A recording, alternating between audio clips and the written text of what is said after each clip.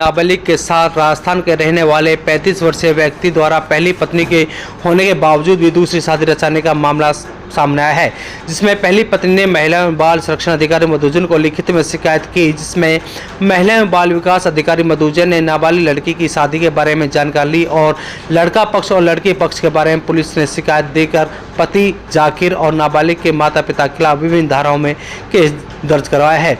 नाबालिग से शादी करने का मामला 11 फरवरी 2024 का है। पहली पत्नी ने इस मामले में बाल विवाह अधिकारी को शिकायत दी, जिसके बाद टीम ने मामले की जांच की। जांच में लड़की की नाबालिग पाई गई तो पुनः थाना में केस दर्ज करने के लिए शिकायत दे दी गई।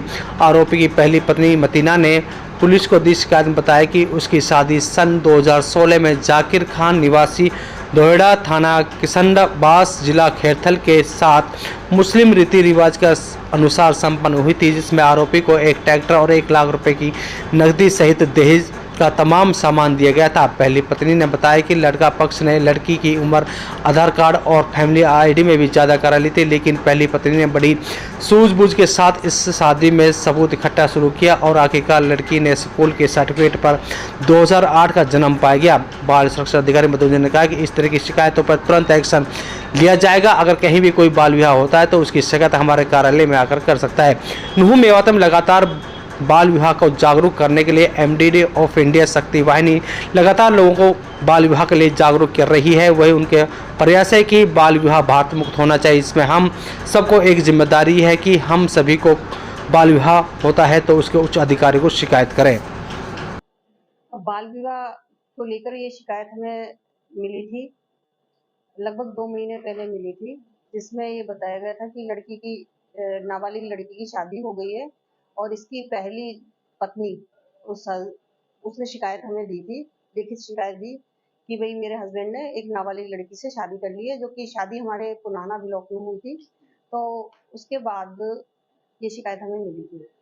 तो उस शिकायत के आधार पर क्या कार्रवाई की गई है? कितनी उम्र की लड़की है?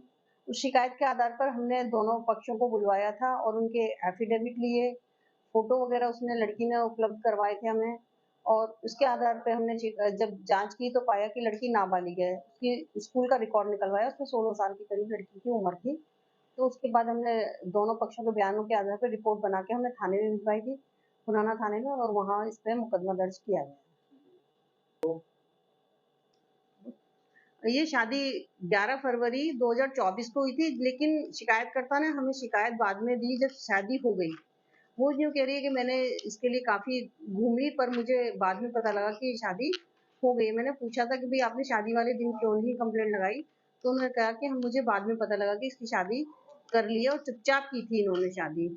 तो उसके बाद इसने कंप्लेंट लगाई और फिर हमें प्रूफ भी लाके दिए थे इसने, अपने फ़ोटो दिए थे उस लड़की के, उसके घर के, और लड़के के फ़ोटो थे जिसमें कि वो दूल्हे की जो ड्रेस पहनते हैं मंडन में, उस तरह की उन्होंने पहनी हुई थी। तो मैम बताया जा रहा है कि जो लड़की की उम्र थी वो फैमिली आईडी में कुछ बदलाव उसमें किया गया था, क्या था?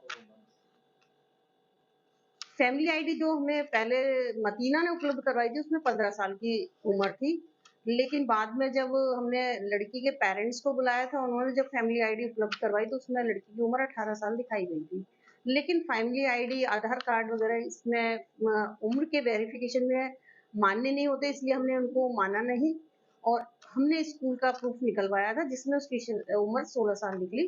तो फिर हमने उसको नाबालिग मानते हुए उसके खिलाफ कार्रवाई की और इसमें मुकदमा दर्ज किया।